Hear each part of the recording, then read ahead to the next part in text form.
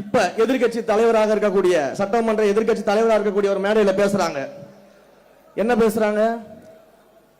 நீங்க என்ன பண்ணிட்டீங்க? 2 வருஷம் தான் நீங்க கட்சி ஆரம்பிச்சு ஆகுது. வெறும் கவர்ச்சியை வைத்துக் கொண்டு நீங்க முதலமைச்சர் ஆயிட்டீங்க. நீங்க ஆட்சியை பிடிச்சிட்டீங்க. 2 வருஷம் தான் ஆகுது. 2 வருஷம் தான் ஆகுது. என்ன செஞ்சுட்டு நீங்க வந்தீங்க? என்ன சேவை செஞ்சீங்க?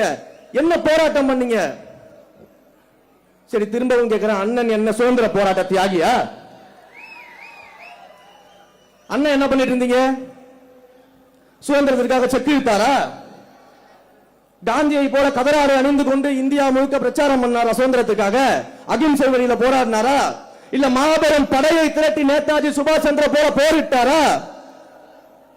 எங்கள் தலைவராவது திரைத்துறையில் நடிகராக இருக்கும் பொழுது அந்த இந்தியாவிலேயே திரைத்துறையில் உச்சபட்ச நடிகராக உயர்ந்து விட்டு அரசியலுக்கு வந்தாரு.